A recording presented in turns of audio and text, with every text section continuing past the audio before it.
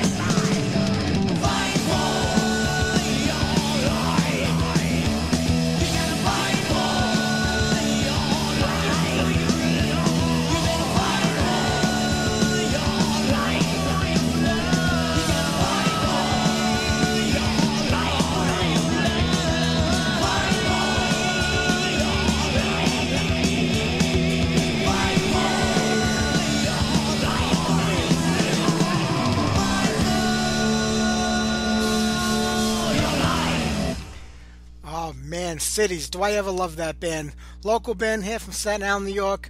Made a big splash in the scene in the 80s, but just couldn't catch fire. The album came out long after the scene had kind of collapsed anyway. And it was a lot more commercial sounding record than the band was live on the demo tapes, but still one of the best bands out there. I think if they had hit a little bit earlier, they definitely could have been big. They just had everything going for them. The looks, the songs, the music, you name it. And before that, Ruthless. Man, do I love those guys. And I'm hoping for some new music. Ruthless was one of the last bands we had on the show before we went off the air for a year and a half when I decided to pack things in. And I know at that time, Sammy Dijon was working on another project at that point in time, so Ruthless was kind of on the back burner. But hopefully they got it going again, and there'll be a new record pretty soon. But that was Defender by Ruthless. Okay, Ema says you're going to mention Riot at the Legions of Metal Festival. You know, everybody knows how it bothers me that there are bands playing out there that have no original members in the band whatsoever. And some of them only have one member, and it's not like really the key member of the band, you know? It was like the keyboard player who played on the third record for 2 songs, put a band together using that name. And this pisses me off to no end. I talk about this a lot, I know. But, you know, there was a great crowd at the Legions of Metal Festival for Riot there.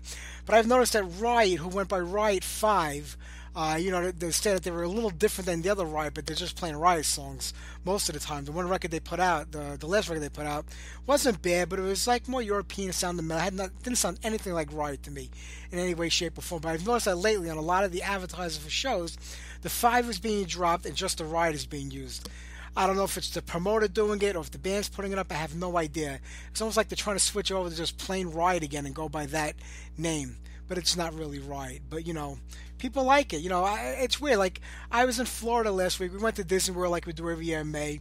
And Epcot always has, you know, musicians playing on the weekend at the theater over there.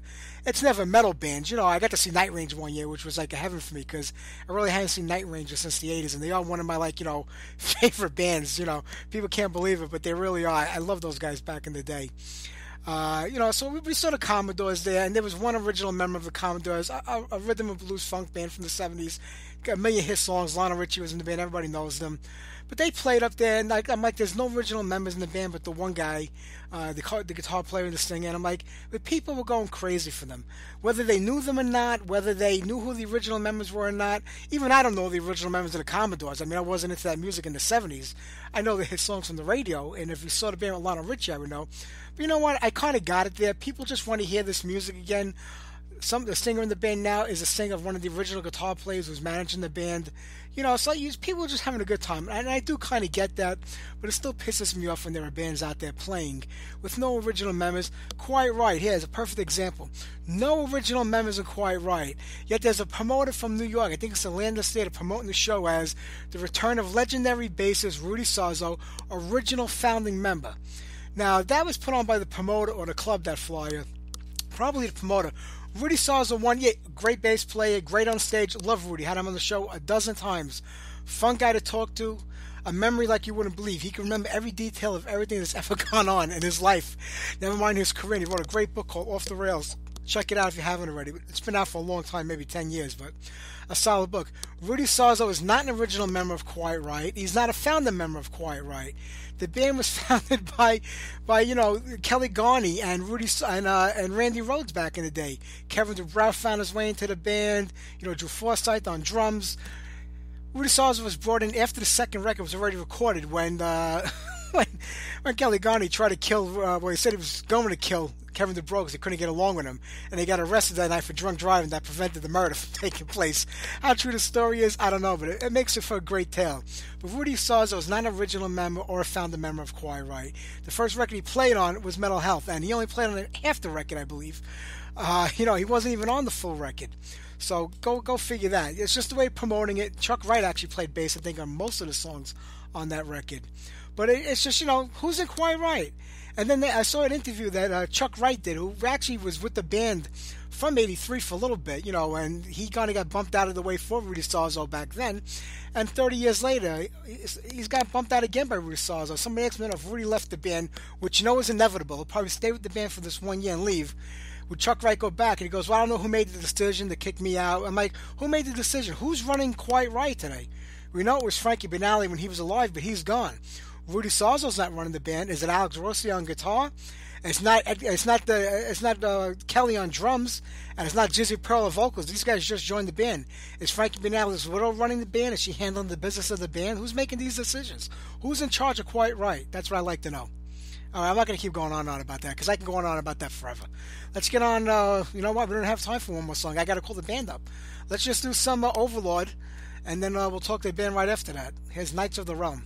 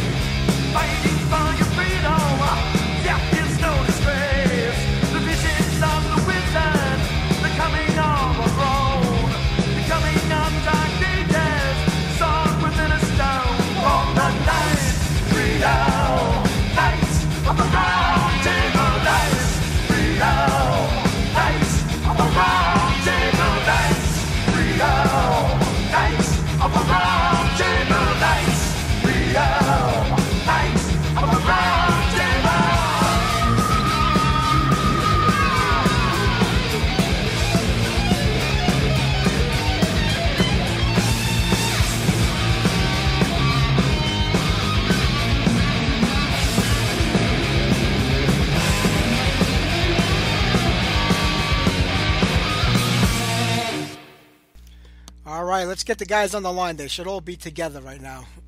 There we go. Hopefully we'll bat 1,000 and get another call to go through.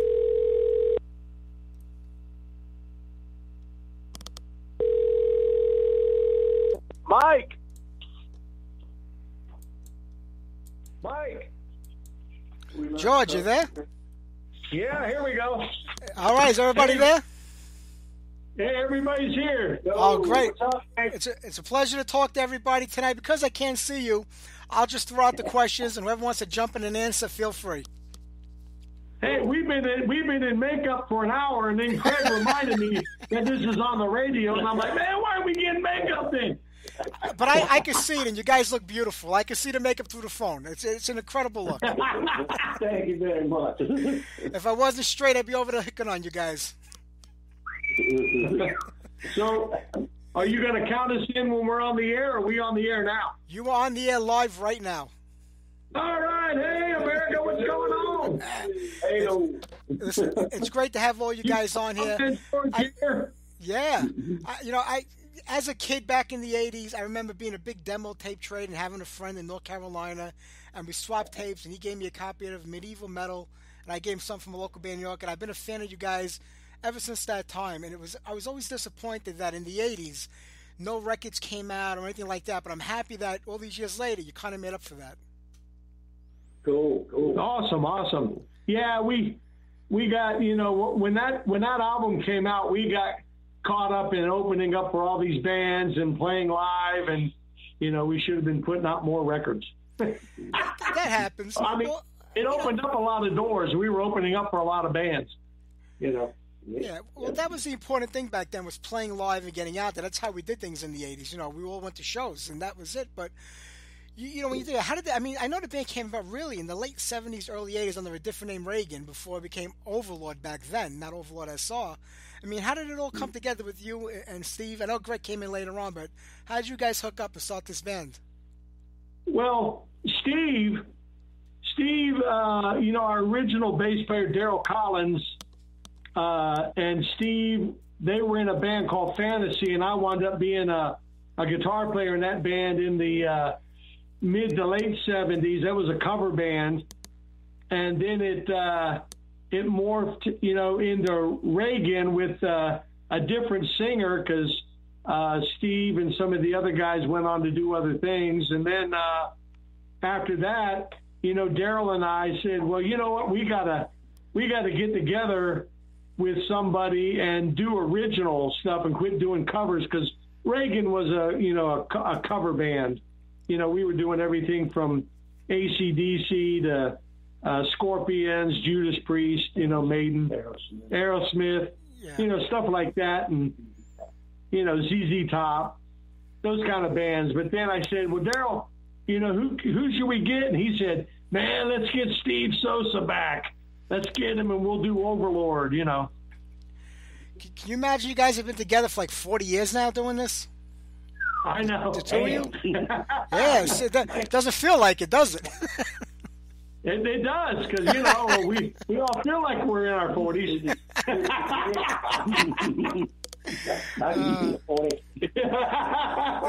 That was some great stuff. But, the band did play out a lot. North Carolina, when you look at all the bands that came out of that area now, wow, there were a lot of great bands. But how was it in the early to mid-'80s playing in North Carolina? Was there enough of a scene in that area for the band to start? Because you always got to start locally before you kind of branch out and go to different places.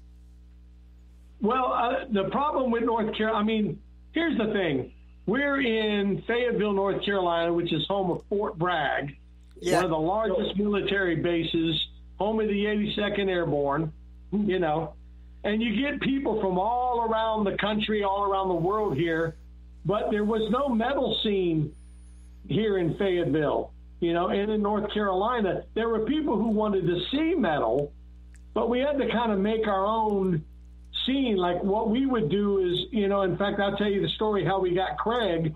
We were playing a local place here, and we would find up-and-coming bands. He was in a band called Wizard. Was that with two Z's? Yes. Yeah, that was Wizard with two Z's. And we would get bands to open up, and we would make our own, mini concert, because we had to do that, because they're just, people weren't into metal.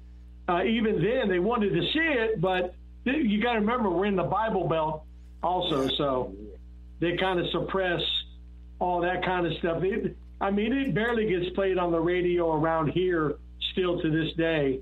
It's hard being a metal band from here and trying to play. That's why we have to go play other states in the Midwest, Chicago, places like that, That had to make it more difficult, because you had to kind of create and build your own scene where, you had, like here in New York, California, Chicago, millions of bands that had their own scene going on. It was great, but being that did that kind of affect, like today with the internet, it doesn't matter where you come from anymore. You click a button, everybody can hear your music. But back then, you had to rely on the local crowds, and without it, that kind of affect, the longevity of the band back in the day, where you said, how long can we go on if we can't get crowds where we live to come see us?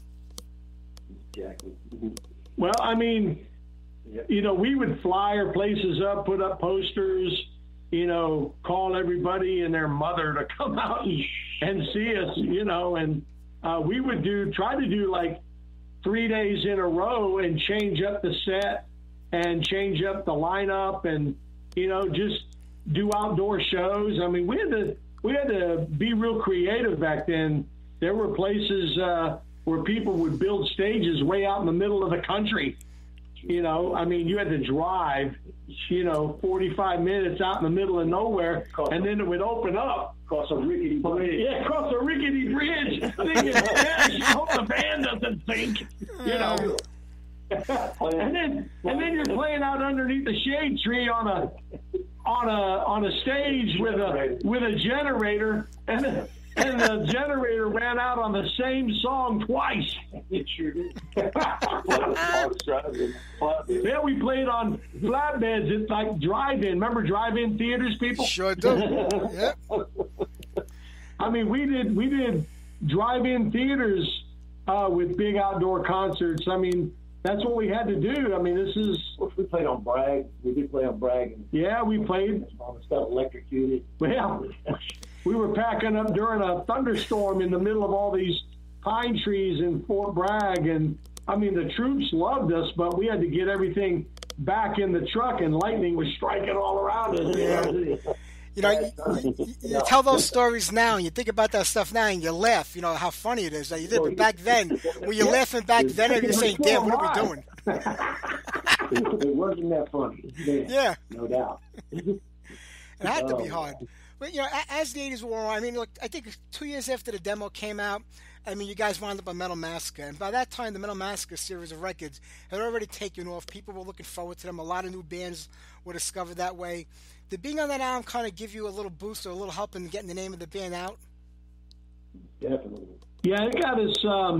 It definitely got us around the world too. I mean, I was getting playlists from Metal Blade Records where we were going to #1 all around the country.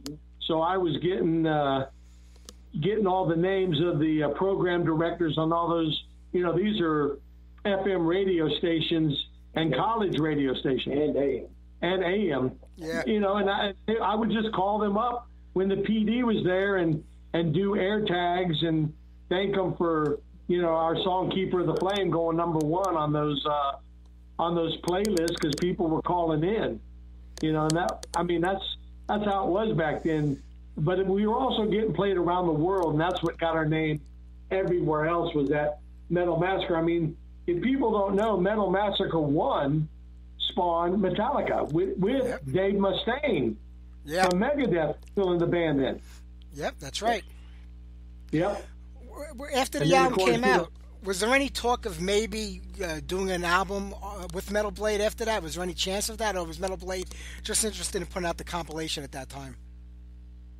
No, Craig can tell you, we went to the Troubadour. What year was that, Craig? That was February 12th, 1989. Wow. Yeah, went out there, played the Troubadour, the world-famous Troubadour, with Metal Blade Records, Enigma, Capitol, a bunch of labels. And, they were talking to us, but everything by that time in '89 was all going thrash, speed metal, Guns N' Roses. Yeah. They were one of those kind of bands, and we weren't that kind of band. No. Yeah. We kind of stuck to our roots were, new wave of British heavy metal. In fact, when I called Brian Slagle to thank him for signing us with the Metal Massacre, he's going, well, George, where's your British accent? I go, British accent? What are you talking about?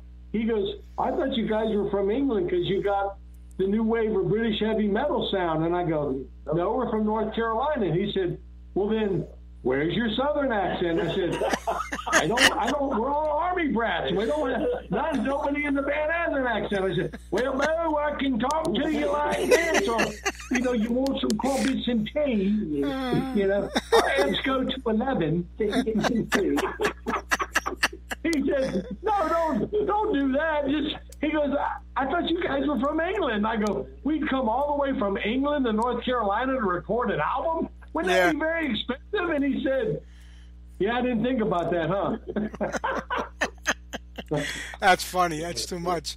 Well, 89, did you go to California in 89 and stay there for a while? Because I don't remember hearing much coming from the band after 89. Was the band broken up or just on hiatus at that point? Yeah, we were on hiatus. I had moved out there, and the scene around here was getting real dismal. And if you're going to do metal, go to Los Angeles. So I went to Los Angeles, but I wound up putting a couple of bands together in the 90s with female singers.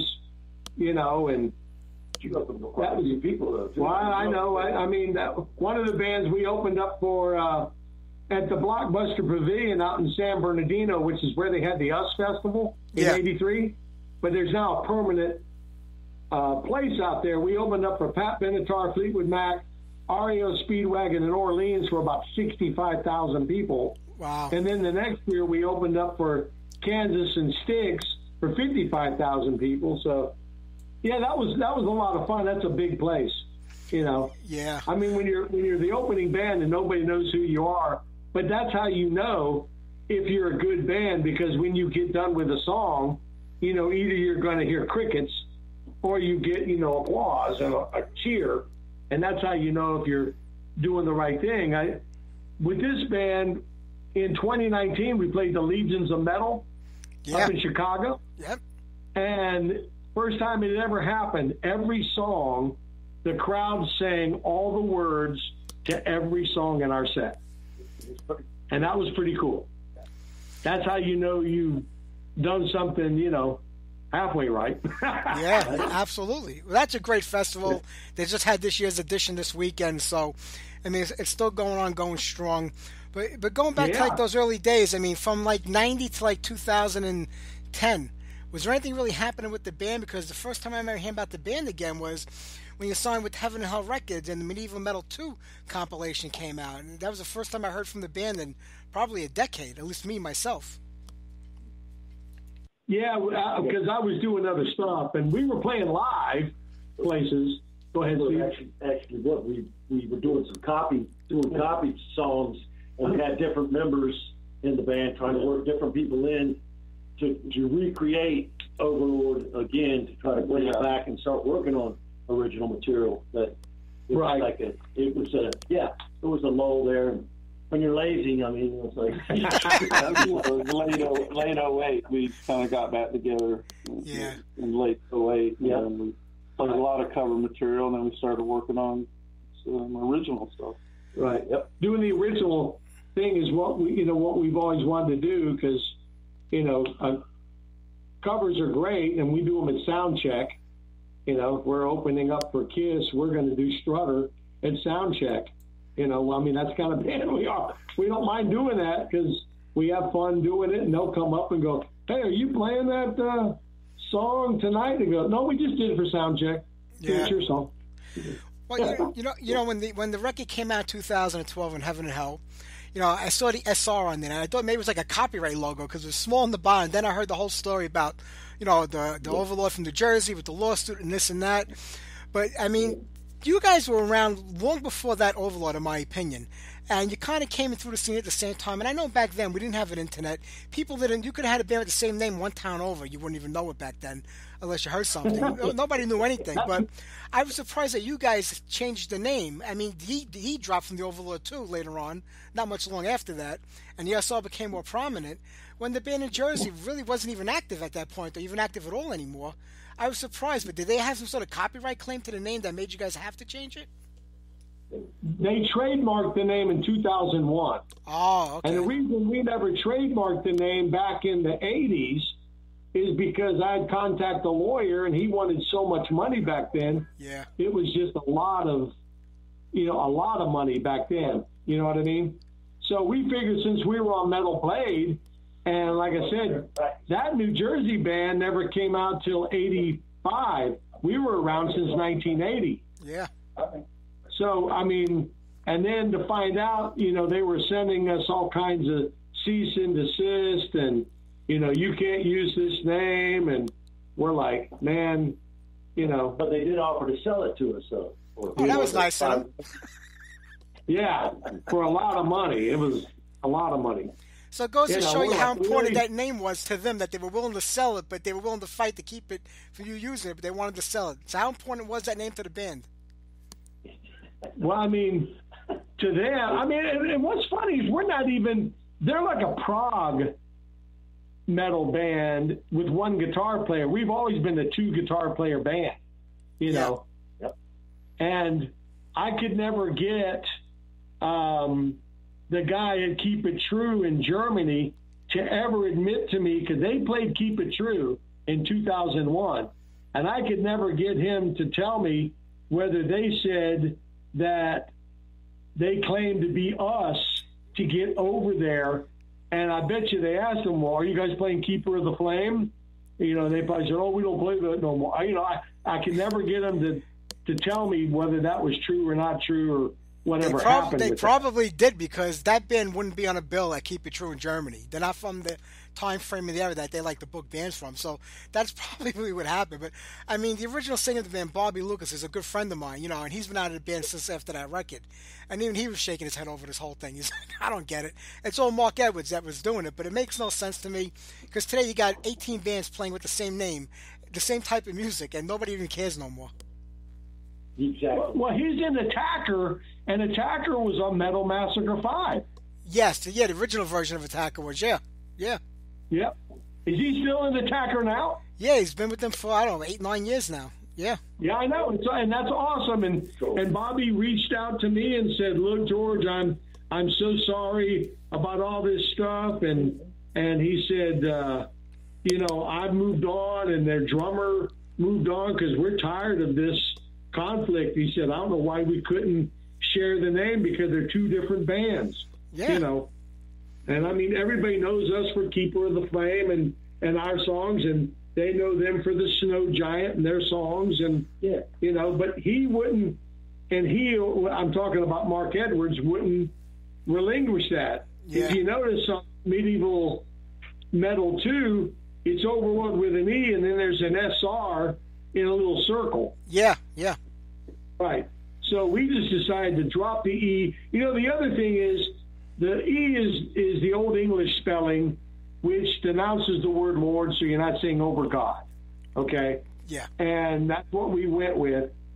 But around here, I'm not kidding you, Mike. People would say, oh, Overlord, he's here. Overlordy. Or, this is great.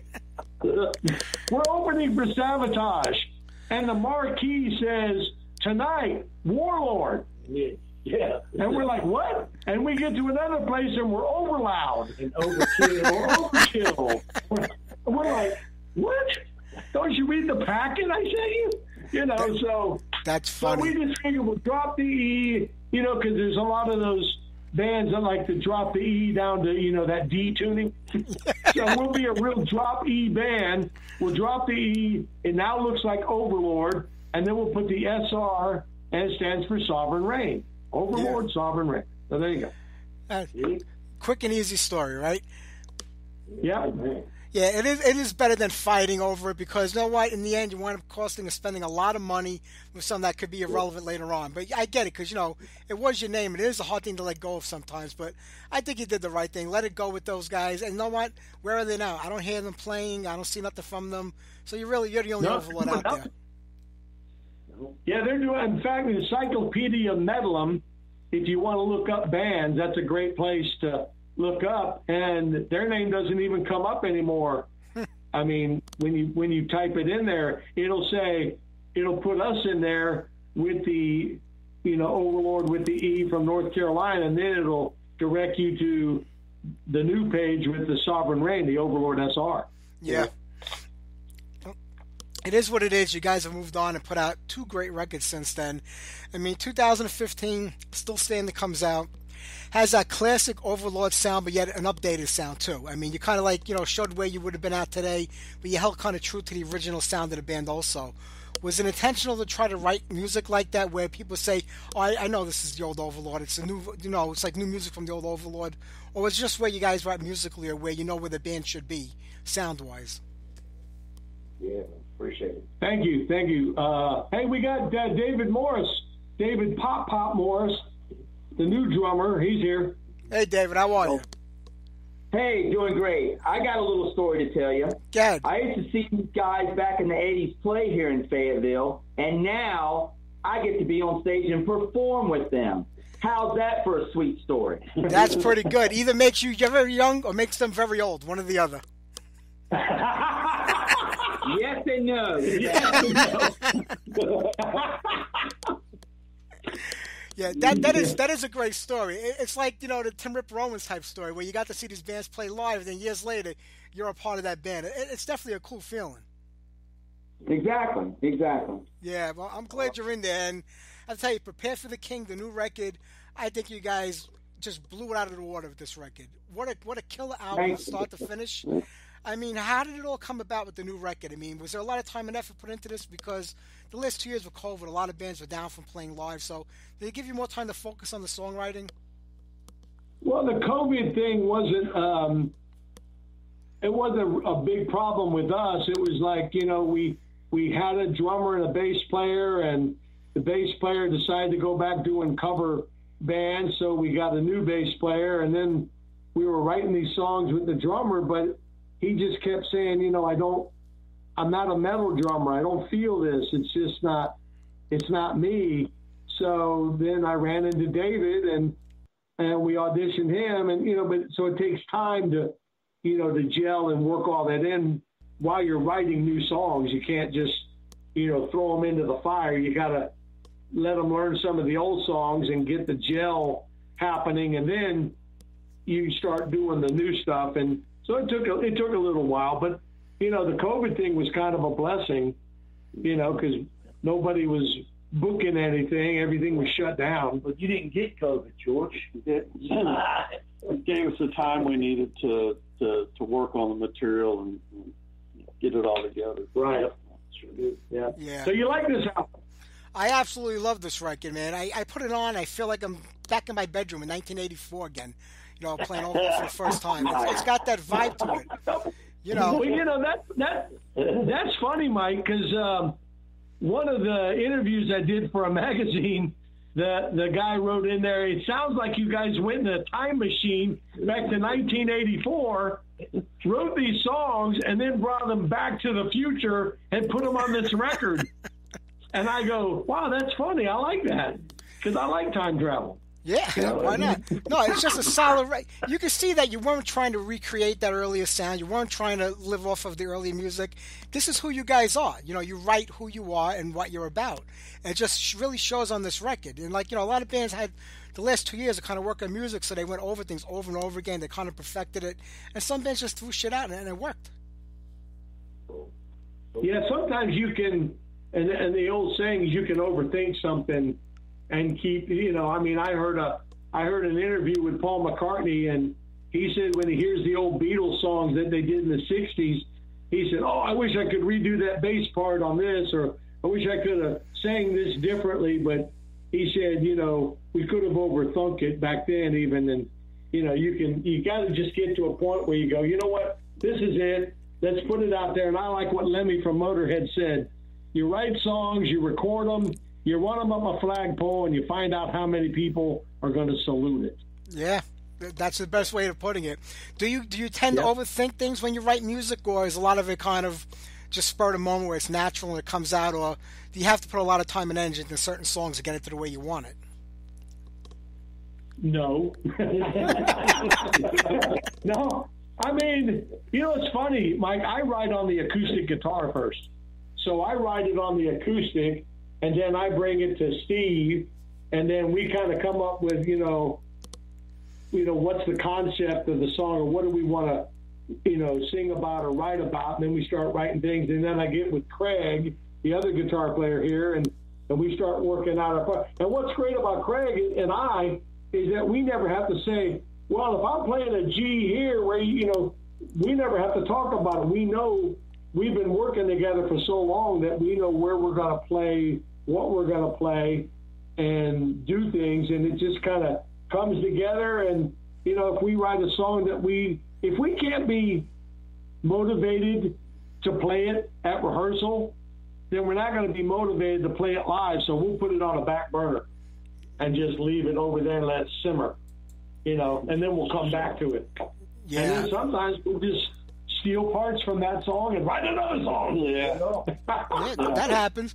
Was there any riffs on this album, even the last record, that were held over from the old days that you see? Remember, we wrote that part, we never used it, and you kind of went back to it? Or is this all stuff that was just created, as the album was being written? The Prophet was old. The Prophet was an older song. It was a different song. It's changed up a little bit, though. A lot of the same rhythm parts and whatnot, but a few changes and harmonies added and stuff like that. Yeah. Different words. Yeah, different words. Yeah, just total different meaning. Sometimes you got to do that. Sometimes you write about something and the music's going one way and the words are, and you're kind of going, well, why aren't these going in the same direction? Yeah. So you got to put it on the back burner and let it simmer. And, the power of metal. Now, the first song, a lot of people have asked me, why did we redo that song from Still Standing?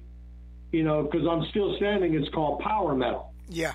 And that was our shorter version of that song when we put it on a set list. But, with David on it, we decided, and plus that song on the Still Standing has probably got the worst mix on the whole album, and it's our opening song to our sets. So we're like, you know what, with Dave playing drums on it, and Steve said, let's put the real title on this, The Power of Metal. That's what it is. Then we decided to redo it. So there's an older song that we redid, and now I like the mix and the way this one sounds a whole lot better. I can't even listen to the one I'm Still Standing. Wow. That's Still can't stand. Wait, but when you do a song like Prophet, like it says, the power of metal, and they were all the songs that you rework. I mean, do you still have the old mentality of the way the song was in your head? Is it hard to shake that, or do you say, you know what, this is what the song is now, and I'm okay with it? Yeah, that's Progress. Yeah, Look at it like that. Yeah, we look at it as progress. We're not one of those bands, though. Like, I'll give you an example. We had Dave Holland from Judas Priest in here in the 80s because he knew our drummer at the time, Eric Dodson.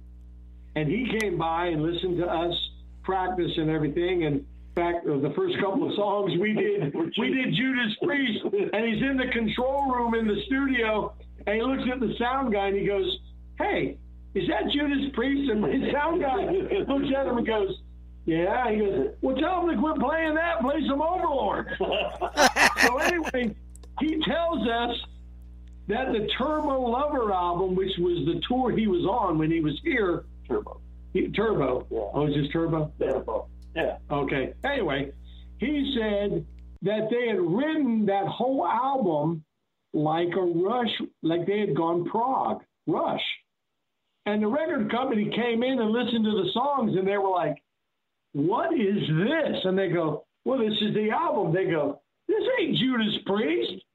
What is this? So they just had to do all new songs, and they abandoned that material. So somewhere, those songs are sitting there with Dave Holland and all that original group doing Rush-type style of Judas Priest, but the record label didn't want it. We don't feel like we have to progress like those bands. We just write, and if we enjoy playing the song, then that's what it's about to us. We don't somebody like it. Yeah, as long as somebody will like it. Hey, when I met Eddie Van Halen, the coolest thing he ever said to me was, look, every person in your band knows at least 200 to 400 people. Now, this is back in the 80s before, the internet. And he said, so if you like it and the guys in your band like it, then your friends will like it, and then their friends will like it, and it's like a hair commercial, and so on and so on and so on.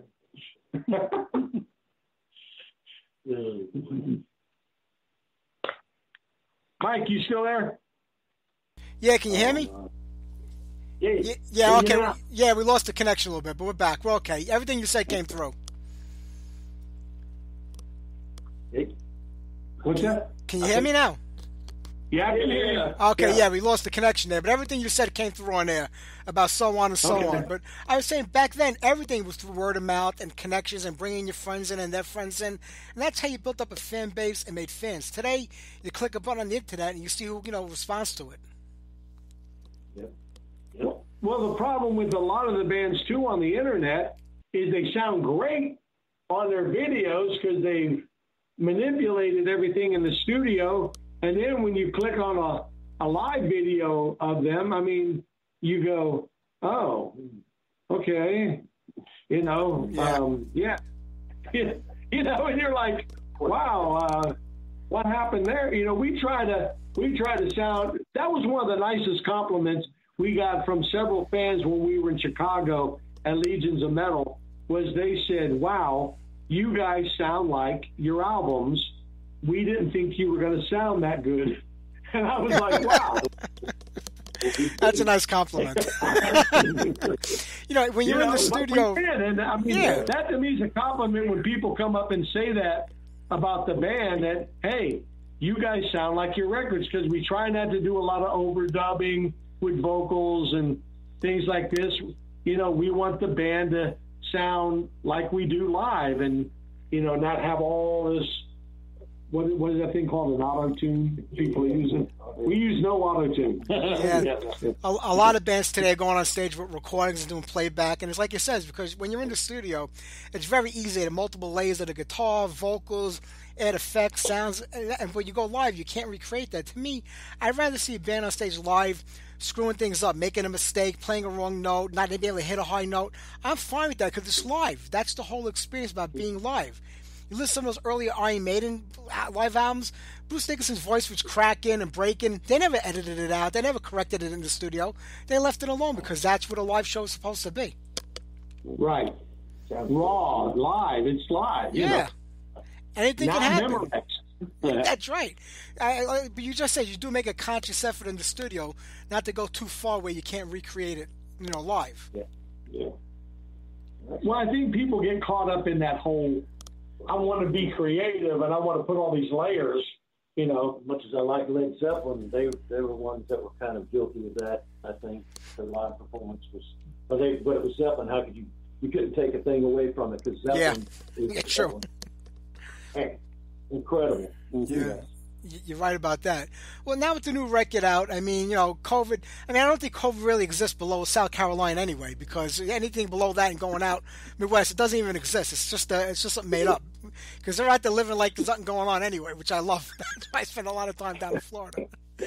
But, are you guys going to be able to get out and play this year? You're looking to maybe do some, a couple of one-off shows, maybe a small tour, hook up with another band?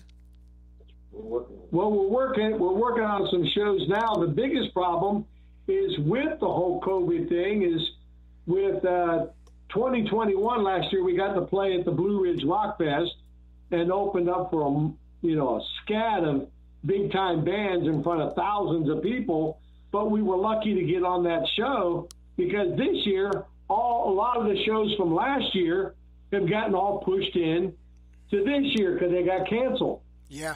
So it's hard to book anything, because you call them up and they're like, oh no, we're already booked up for this festival. We'll consider you for next year. So we're trying to do something for next year and get on a lot of festivals and shows. But we're working on a few around here now. Yeah, I think every band kind of knew this was going to happen when it finally did come to an end. At least things started opening up again. Every band was going to release those records they've been sitting on. Some bands had records ready to go 2 years ago that they held off on because they felt they couldn't go out and play live and promote it. All the bands are looking to redo the tours that were canceled over the last years. New bands are looking to get out. And we knew it was going to be a gluttony of music coming out this year in shows. It was going to be hard for a lot of bands to get on them. So you're just going to try for the one-offs here and there this year, and then try to work on put a package together for 23? Go ahead. Yeah, go ahead. No, here. Well, this will tell you how the thing is going. We have red vinyl. You're going to like this, Mike. Oh, nice. This album's coming out on red vinyl LP. But guess what? We can't get it till August because so many people are pressing vinyl now. Yeah. You know that with the interview you did with Biff Byford of Saxon. They released vinyl, and I mean everybody's releasing vinyl. So, but like you said, a lot of these bands were sitting on these things, and now they got a backlog of pressing vinyl, and vinyl ain't something that gets pressed overnight like a CD, you know. How many pressing? There's only like 4, I think. Yeah. Here in the States? In the States, 4. And we're with one of the major ones, and they said, you know, our record came out in March, but they said, well, your vinyl is not going to be ready till August. And we're like, great, you know. Yeah, as a band, it's probably disappointing because you want everything out when you want it out, but maybe in a way it's good because it revitalizes the album again a few months from now, where maybe some people start forgetting, you know, it comes out on vinyl now, and you can re-promote the album again for a second time. So maybe it might work to your advantage that way in the end.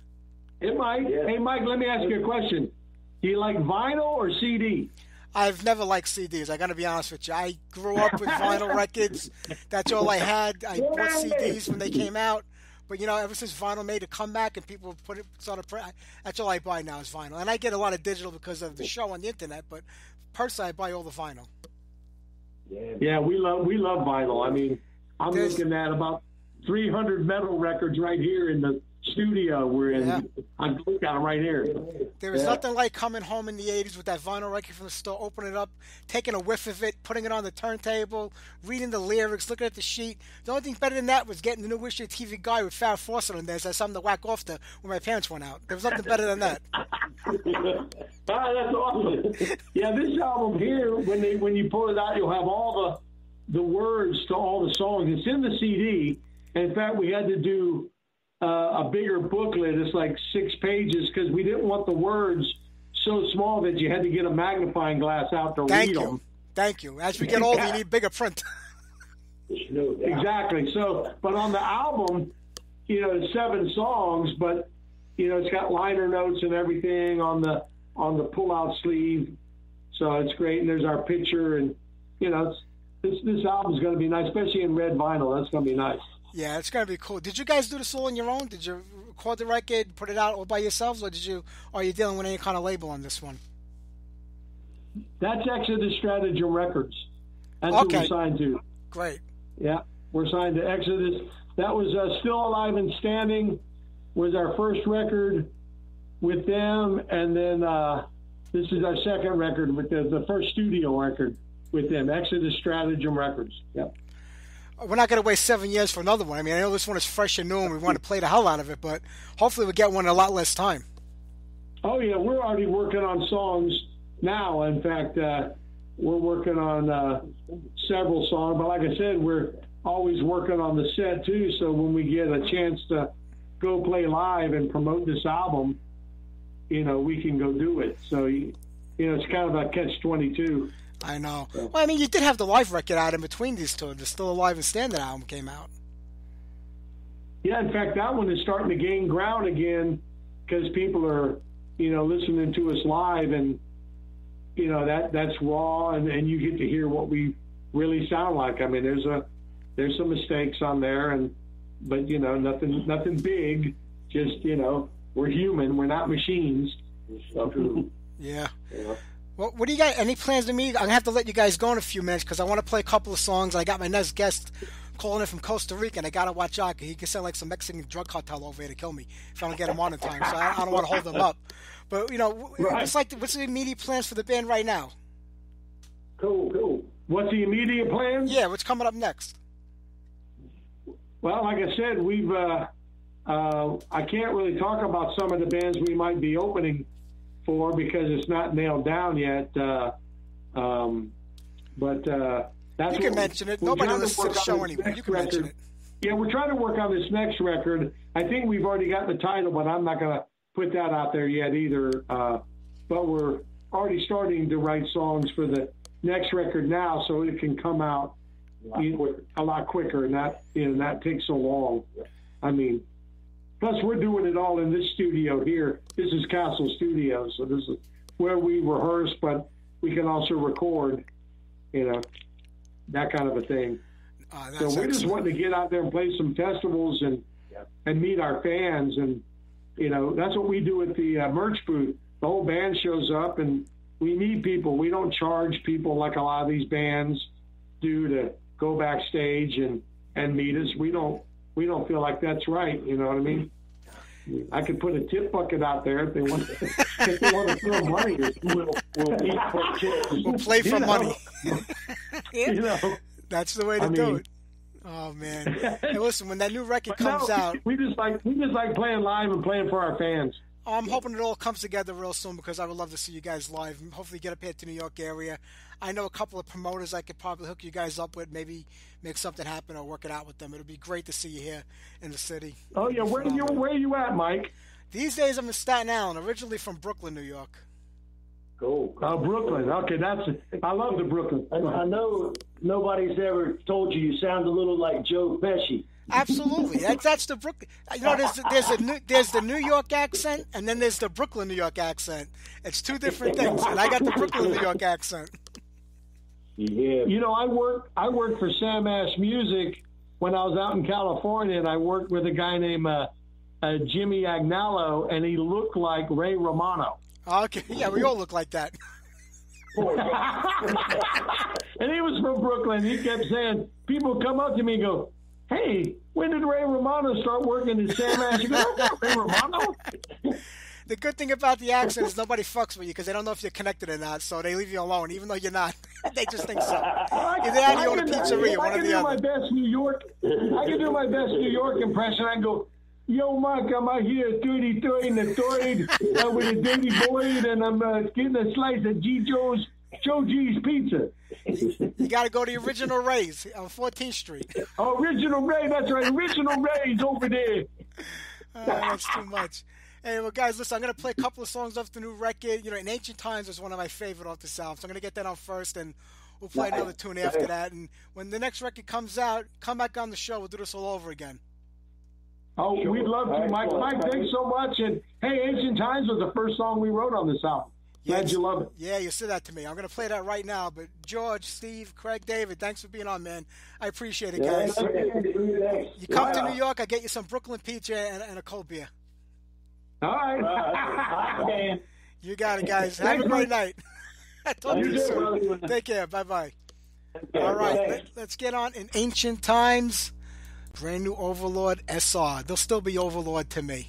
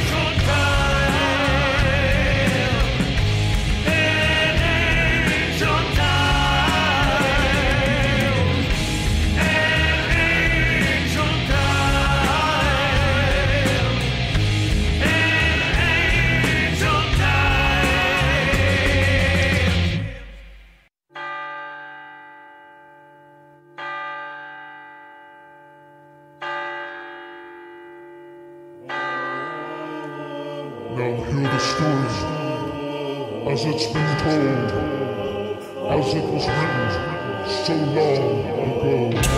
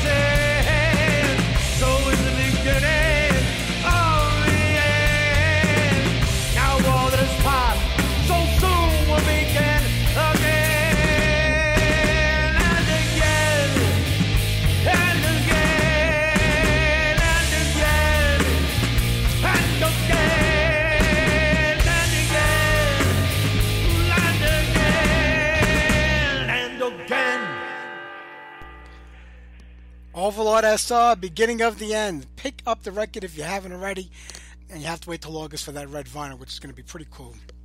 Alright, I'm trying to see if I should get one more song on before we talk to Daniel Cleland from Savage Existence. Let me see, I'm trying to find something that's pretty short. Hey, next week we have Anthony Leonetti from Matthias Steel on the show. I think actually the whole band is going to be on here. The other two members are going to be calling in with them. I just have to confirm.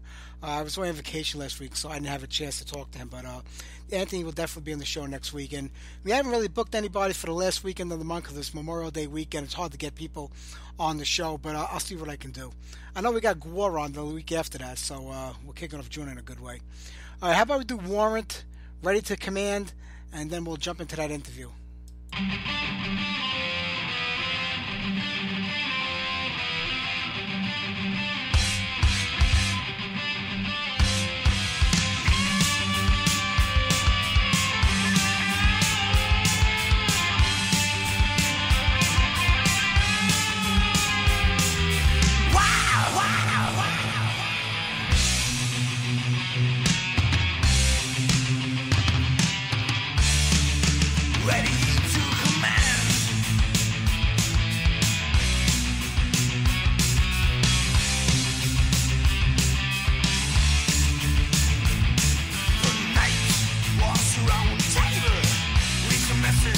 of King Rassus.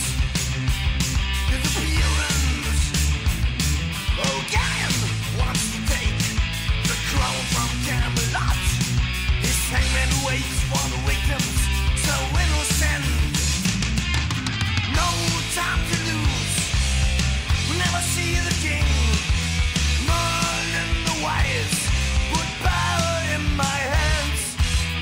Why capture Gavin and take him to the king? I'm waiting for a sign, ready to command. We suspect weapons and tweak, but I know the end of time is running fast. Why take my armor and right to a known fortress? Merlin's prediction gives me a chance. No time to lose, we'll never see the king. Merlin the wise put power in my hands. Why capture Galvin and take him to the king? I'm waiting for a sign, ready to command. Die! Die!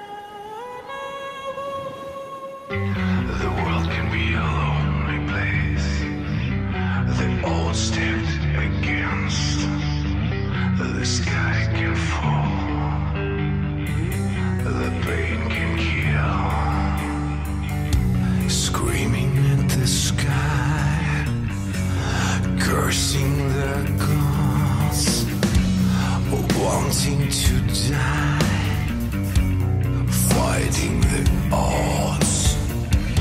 The world can be a lonely place. They're all set against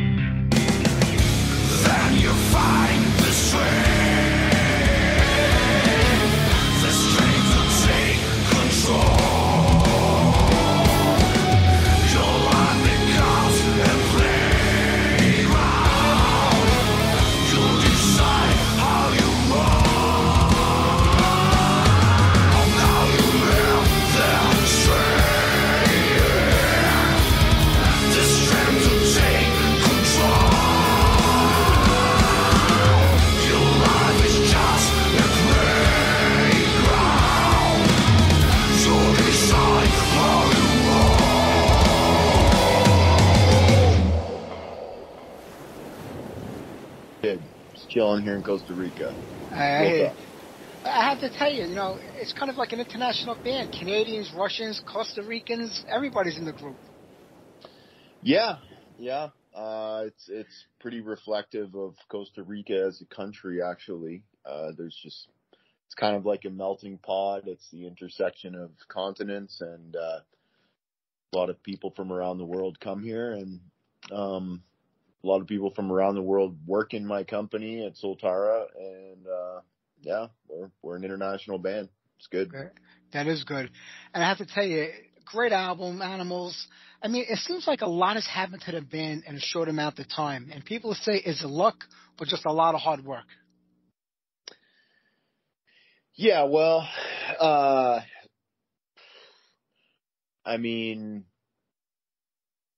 certainly a lot's happened to the band in a short amount of time. We've moved as quickly as possible. Of course, on the flip side of that, we'd also like to be on a world tour right now, headlining arena tours.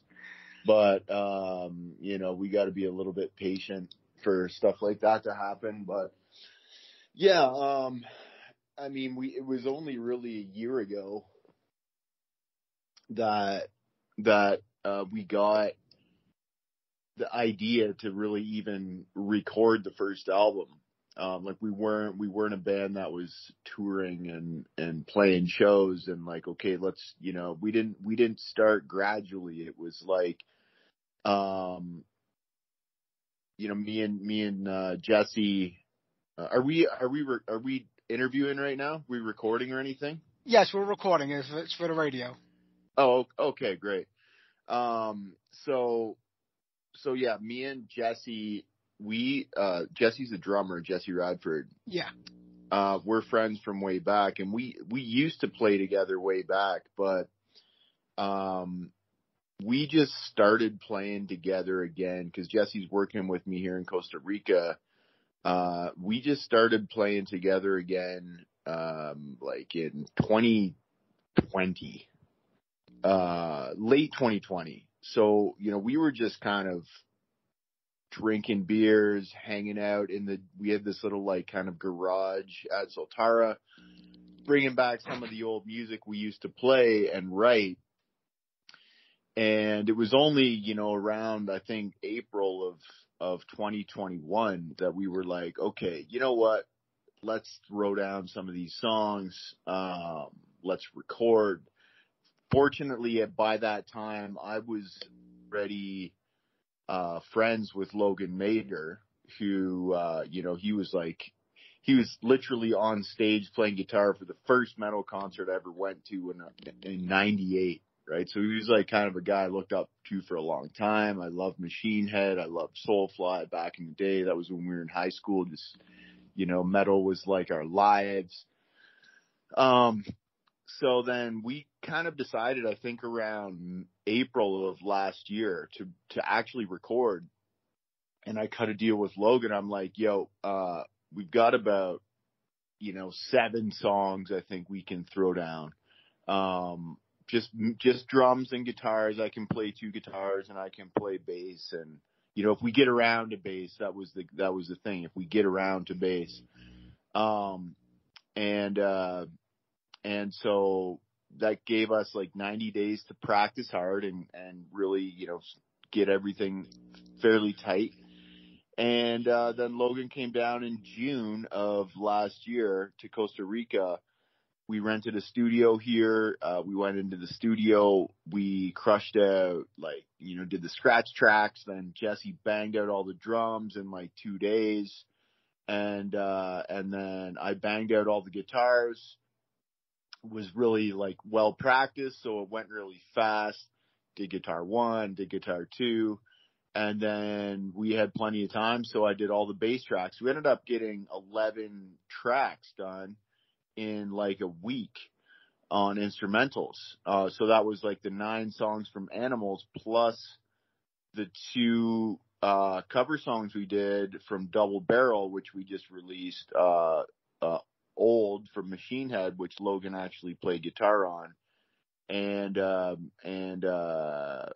Resurrection Man by Lamb of God. So those two we just released, and then Animals has the 9 original tracks. So we recorded all those instrumentals, and then it felt so natural to be in the studio and to be recording, and like, just the creative process was so much fun. And when we were done, we went deep sea fishing with Logan, and we're just hanging out. We're like, man, like if we want to make something of this, like, what do we do? Like, how do we get there? How do we get on stage? How do we get playing? How do we, make a band and get out there and start to kick some ass? And, so we're brainstorming a little bit, and Logan's like, well, first you need a vocalist. Like, that's the most important thing, is your band's not going to be complete without a vocalist. And, you can hire bass players and guitar players to play your music, but you need a vocalist. And fortunately, while we were in the studio manager connected us with a friend of hers who was the drummer for a band called Wings of Destiny, local Costa Rican band called Wings of Destiny. So the drummer came over. He wanted to meet Logan. He came over. We had a chat and everything, exchanged contacts, and then I hit him up to see if he knew any singers. And so he put me in contact with the singer of Wings of Destiny, who is Anton Darusso. And so while Logan and Jesse and I were down in Capos doing deep sea fishing, I reached out to Anton. We had a conversation, and we hit it off. Logan, after fishing, went back to Vegas, and we scheduled a time ASAP to get Logan back down to Costa Rica to record vocals for Anton. So we gave ourselves, I think, about a week or 10 days. Logan went back to Vegas, did some stuff back up there. And in that week or 10 days, I wrote out basically all the lyrics for all the songs and did vocal demos and gave those to Anton. So, like, just, I'm obviously not a vocalist, but I kind of, structured the vocals and did like some demos for those, sent them to Anton. And then a week or 10 days later, in July, Logan came back down to Costa Rica. We went to the same studio, rented the ISO booth for vocals, and Anton banged out all the vocals in 2 days. It was like he did like 7 songs in one day and 4 songs the next day. It was ridiculous. And then we had our album, and then it was just all about like, okay, now what do we do? And we just started going out and hunting tour opportunities and advertising. Like, we have a little bit of experience doing business and promotion and advertising, and Jesse's a graphic designer. He's done all kinds of like magazines and promotions and stuff, and I'm an entrepreneur. I've grown a couple different businesses, and know the ropes a little bit when it comes to social media and advertising, all that kind of stuff. Same with Anton. So we got a little bit of a budget behind us because my business, Soltara Healing Center, is pretty successful. So we've got a little flexibility there. So we, that kind of always speeds the process up. We got on tour in Mexico in December, really kicked some ass out there, in Mexico with Monstrosity and like Tel Barrio and, like some other bands, Strike Master and Ace Cool, and and then right after Mexico, we were so on fire and just loving the process so much, we wrote a second album, like before even going on tour in Mexico. So me and Jesse like practiced in the jam room at Soltara. We demoed out a bunch of songs in a studio here. Anton contributed more on this one. He wrote a few songs. He wrote like 3 songs. I wrote like 6 songs. For the second album, we went to the studio, demoed them out. Anton threw some canned drums on them. And I did like guitars and bass. Anton did vocals on the demos and everything. And then right after our tour in Mexico, we went straight to Vegas and met up with Logan there. Recorded the second album, with, like in the Hideout, Las Vegas, the Hideout Recording Studios, super famous studio. That's where like, Five Finger Death Punch does all the recording, and a bunch of other bands, Ozzy in this moment, Hell Yeah, bunch of other bands. And then we went, so we did all the drums there. Then we went to the Skeleton Key with Bobby Ferrari, did all the guitars there and bass. And then went into Logan's home studio to do vocals. Anton crushed out 9 songs in one day. Damn. 1 hour per song. So then we had the second album. We come back to Costa Rica and yeah, just touring. We were supposed to go on tour with Sepultura in April, but the drummer broke his leg, so that got postponed till October. But yeah, we just released Double Barrel, and now starting May 5th, we're starting to release singles off that second album, which is kick ass, by the way. It's like 10x the quality of Animals. So starting May 5th, we're releasing our first single, which is called Dumpster Water, and that will have a lyric video. And we're going to release, I think, 4 singles off that album over the course of the summer. And then the album will go out in the fall. You know, when we first started talking, I had asked you, I said, you know, people say things happen really quick. You know, is it luck? And when you hear your story about how it all came together, it's just being aggressive. It's being hardworking. That's, I think, what got the band to where it is this quickly. You guys went into a studio, the two of you, to record an album without having a singer or any other members of the band, figuring, you know, we'll put the pieces together. It's like in constant motion, the band, from what I understand, the way you're working. And that could be great, because I think when you hit a high note and you kind of run with it, it really works for you guys. And I'm waiting to hear the new record, because if it's anything like Animals, and you're saying it's 10 times better than that, it's going to be an incredible album. But when you go into the studio to record and you don't have a vocalist, does it concern you about like where it can go musically? Because even though you may write the music and have an idea, a singer is going to come in with his own sound and style. You don't know what that is until he puts it down to your music. Yeah, well, the cool thing about Anton is that he's so versatile. Like he can do anything. He's a formally trained musician. You know, he went to he learned classical music in Russia when he was, you know, a teenager. And he's spent 2 decades traveling the world singing cover songs of all different types and stripes. So, you know, he can hit high notes, he can hit death metal, he can hit medium range, he can do screamo, he can do power metal. So, you know, we vetted him before it, like, you know, even contacting him, like the first music of his that I heard was Wings of Destiny. And, you know, frankly, Wings of Destiny is not the style of vocals that would have fit with Savage Existence. But, you know, so the drummer of Wings of Destiny he sent me some other variations of Anton's vocals. So so me and Logan and Jesse were listening to the different types of vocals that he was doing. And, you know, so we could tell that, okay, so this guy has different voices. He can scream, you know, he can do the growl. He can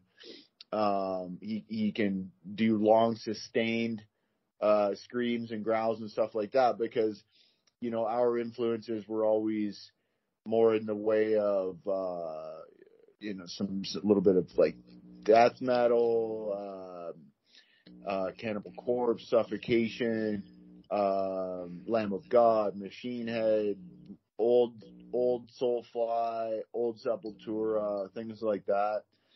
And so, you know, that's really the sound that I hear when I write music. And when I did vocal demos for these songs was all very much along those lines. So we made sure Anton could do that before bringing him into the studio. And, you know, even on the second album, I still did vocal demos for 6 of those songs. So like, you know, and he can basically just pretty much replicate anything that I come up with, even though, you know, it's just a framework. Like I'll just do a framework and then he'll basically fill it in and add notes and his own kind of style, and he does multi-layers and he'll do harmonics. Some of the vocals have like 5 tracks and stuff like that.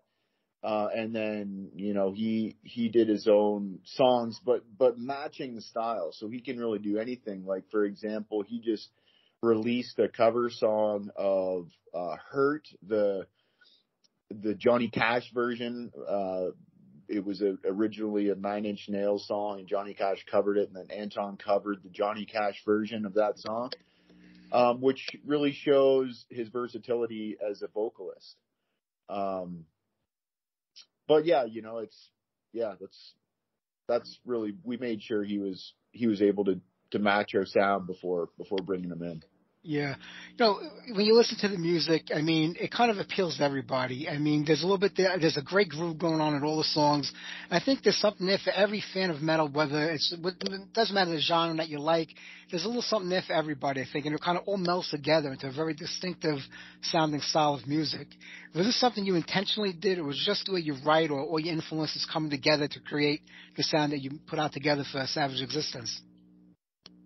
Well, interestingly enough, you know, a lot of those songs I actually wrote on an acoustic guitar, as you might be able to tell. Some of the more melodic parts I wrote over the years, just, you know, whether I was living on fishing boats or, you know, hanging out down in the bush with my dog in Canada, or, you know, traveling around South America as a tour guide or whatever. I oftentimes didn't have access to an electric guitar. So some of those riffs I wrote on an acoustic guitar. So there's more of a melodic kind of, you know, maybe alternative rock feel to it.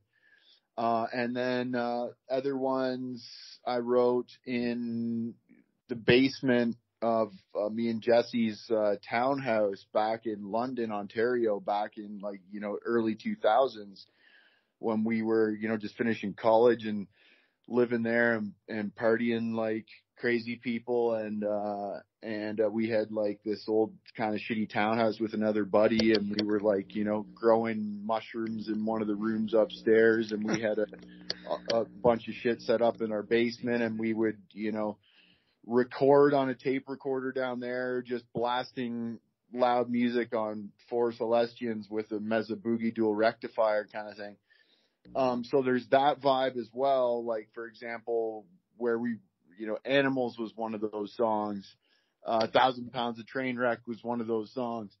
And then some other songs, you know, we wrote, or some other riffs we wrote here in Costa Rica recently, when I had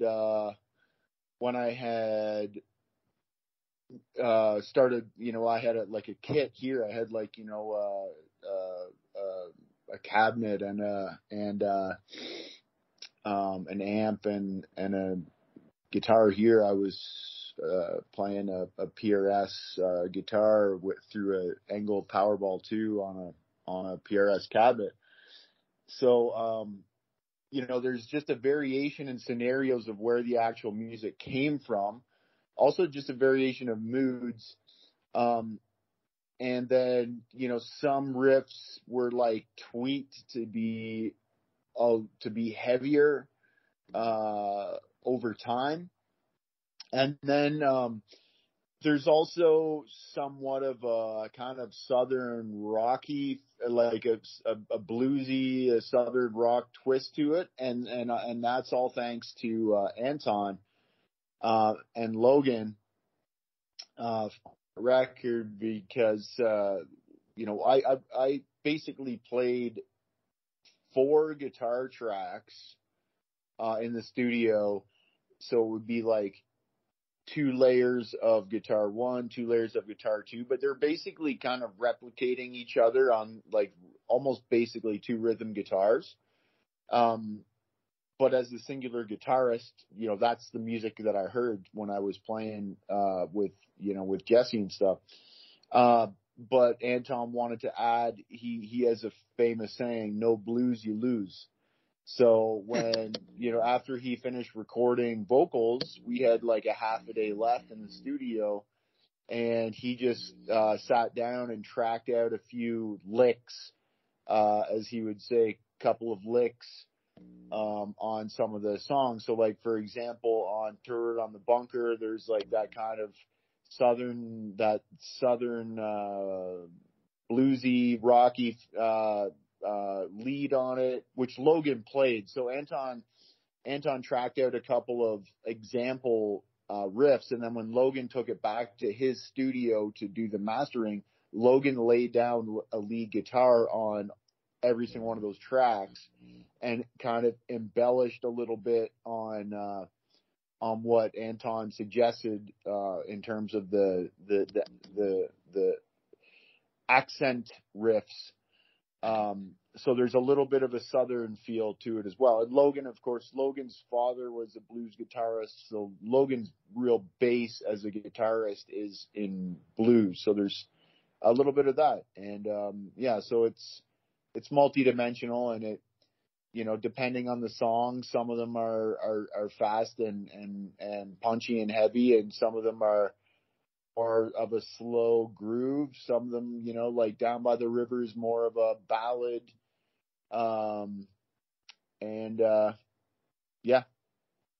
That's really cool. Some of those songs or some of those riffs or some of those compositions, like you were saying, go back probably 20 years, if not more than that. When you went back to look at them again, did they still seem relevant to you, where you say, you know what, that was really good that I was working on back then? Or did you say, what was I thinking? Because 20 years, a lot of influence coming out of your life. Musically, you change, the way you play changes. Did you have to really tinker with a lot of the older stuff to bring it up to date, or were you happy with the way it was and felt it would fit into what we're doing now? Yeah, good question. Some stuff didn't make the cut. There were some songs we used to play that didn't make the cut. Other songs, yes, did need to be updated. Some got chopped a little bit, and also just bringing everything to a place where, like, okay, well, here's the tempo. We increase the tempo here, we decrease the tempo there. We're looking at it more from an architectural perspective than what we had awareness of back in the day. Also, some of these songs, I not only had written some of them back in the day, but I had lyrics back in the day as well that were based on my mindset 20 years ago and like the cultural situation 20 years ago. None of those lyrics made the cut, I'll tell you that much. Yeah. All these lyrics are written right on the spot here. So I think, lyrics are something that are definitely reflect a time-bound relevance. So none of those lyrics made the cut, but I think musically, my tastes haven't changed much in the past 20, 25 years. I still listen to bands that I listened to back when I was 20 years old. Like I go to the gym, I throw on the full Hatebreed catalog. I throw on the full Lamb of God catalog. I throw on the full Cannibal Corpse catalog. I'm not really, I'm very kind of set in my ways when it comes to music. So a lot of the same vibes from the music we played back in the day did make the cut. That's great. I can't wait to hear the new record. I'm so excited about it. Is it called Matricide or Matricide? Was that the name you were working on for the title? Yeah, the album is called Matricide. It's a fairly dark album. Some of the songs, Matricide, of course, is is the process of killing one's own mother. So that title track, it's like, I think, a 5-minute song. It's got a couple of solos from Gary Holt on it.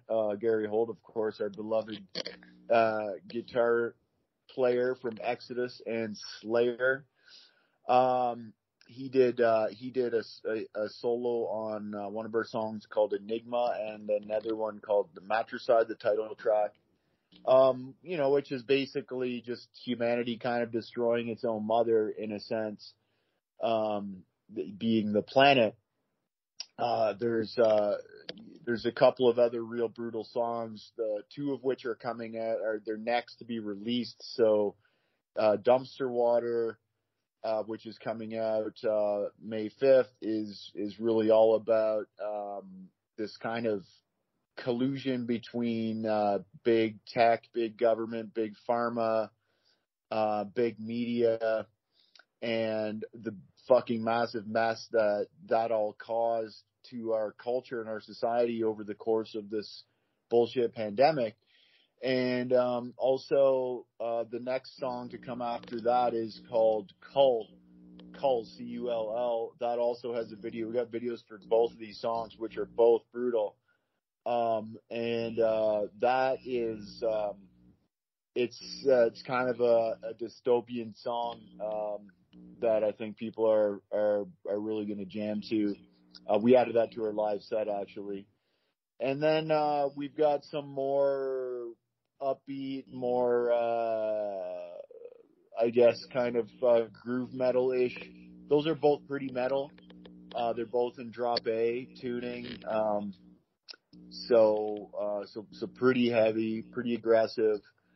And then we have a few songs in B standard that are more in the way of groove metal, more in the way of, just kind of comments on life, on wrestling with personal problems and overcoming challenges and things like that.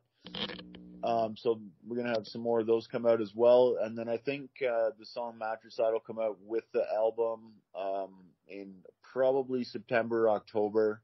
September and October, thinking now that we're going to be touring with Sepultura in October. So we're going to want to have an album, we're going to want to be supporting the album with that tour. So, yeah. If you go back to sort of the beginning of the whole rock and roll thing in the 50s and 60s, bands and record labels, but mostly record labels, bands didn't really have to say back then what happened, but the record labels were big on releasing singles. Everything was a single. Albums really weren't the priority. It was getting the singles out there. And then when the 70s and 80s came around, it was the albums that took dominance, and you'd have a single release before the record to get people interested in it. And it seems like now today we're going back to the singles being the most important thing, getting them out there. Even though it's not on vinyl most of the time today, it's digital or on YouTube. That seems the way the things the bands are doing. They put out a single, put out a single, put out a single. Is it more to just get a feel of like how people are reacting to your music, or is this just a new business model of the way things are done? Because bands have complete control today over how they release their music. Yeah, I think it's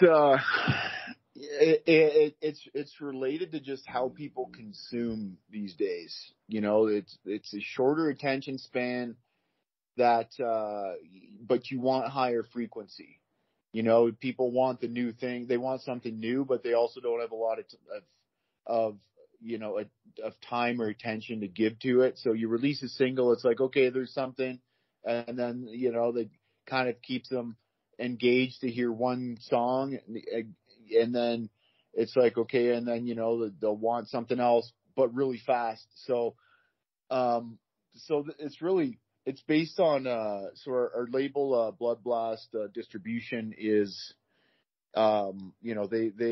they're really kind of one of these organizations that reflect the culture of the day, which is, digital distribution. They release things in the digital world, and they watch the algorithms and the analytics, and they figure out how to get the most bang for your buck out of what you're releasing. And, they basically said, okay, well, what works the best for them and for their analytics is that bands releasing something every 4 weeks. So, if you've got an album, you can either release the whole album and then it's out there and then you don't have any more releases, or you start, releasing singles every 4 weeks, and you up the number of singles so that you've got, and you also, you need to promote things too on social media. You've always got to have new things to promote on social media. So if you just release your album and then you just keep promoting the same album over and over and over and over and over again, people are going to tune out. They're going to unfollow you. Whereas if you have a new single, that will give us material for the whole summer. If we've got a single coming out with video every single month, and then we're chopping up the videos to make like social media promos. We're doing images from the album, all that kind of stuff. And then, it'll help us grow our following. And then once the album comes out, it'll hit more people. And then, and then we'll have a stronger catalog. Yeah, that's the idea anyways. We'll see how it goes, but that's the idea. That seems to be the path a lot of bands have taken. I mean, I come from a generation where when you bought a record, you sat down and you played the whole thing through, and maybe not everything clicked with you the first time, but we kept playing it over and over again until we got into it because we spent our hard-earned money on that record. And, today people do have short attention spans. I say that all the time. Does that affect you as a musician and as a songwriter where you feel, we got to come up with stuff that's going to grab them right away and draw them in? I mean, you always want to write the best song possible, but does it play in your mind where you're saying, here's what the listener is thinking, and we got to kind of grab them? Yes and no. I just write music that I really like. The way I write music is I just basically sit by myself and crack open a bottle of vodka or something and just start screwing around on my guitar and coming up with cool sounds that I like. And once I'll find a riff that's got a good groove and I'll play that and I'll develop that a bit and then I'll record it. And I'll just do that over and over and over again for a while. And then I'll go through and sift through, all of those recordings and pull out riffs that fit together, pull out riffs that I like, and then arrange a song, that I like. Sometimes it needs to have parts added or filled in or adapted or whatever. But, I just basically feel like, well, if I'm loving this, somebody's going to love this. Like if I'm getting into this, if I can feel the groove of this song, if this song's getting me stoked, then, and I love playing it, then, somebody somewhere is going to like this. So we've never created a song that is designed for a specific audience. That being said, we do take the audience into consideration when we're getting to the production stage, because it's like, well, you don't want to even if you love a riff, you don't want to have it drag on for super long and get boring without adding some variations that will, keep people engaged or catch people's attention. Or, you don't want to say certain things because they could be a little too offensive or a little too polarizing or whatever. And so you do make some concessions and some adjustments based on what you think is going to land well with people, to maximize your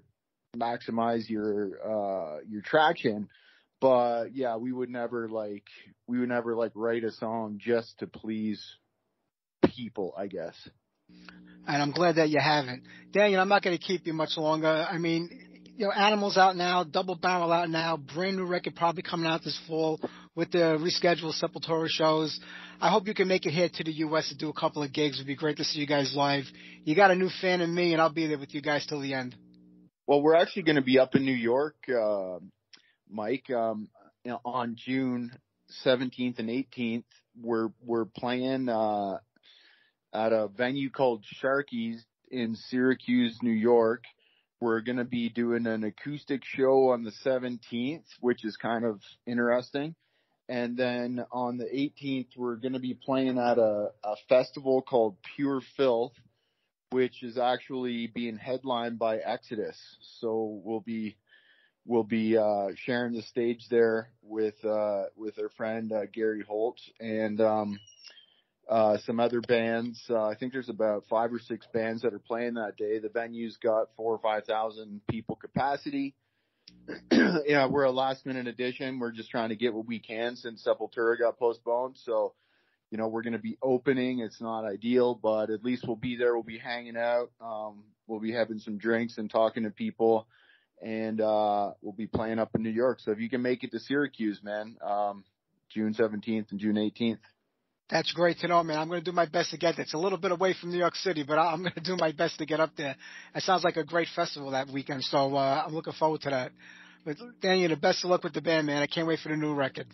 Appreciate your time, Mike. Thank you very much. Thank you very much. Take care. Have a great day. Bye-bye. All right, I want to thank all my guests tonight, Overlord SR and Savage Existence. Next week, Matthias Steele is on the show. How about we wrap things up here tonight with 2 songs back-to-back, and we'll call it a week. So some brand new Tyson Dog with Battalion, and then a little classic Charles Saint with Wrath of Man. I want to thank everybody for listening tonight and all my guests. I will see you guys next Sunday night. Take care, everybody. Here you go, Tyson Dog.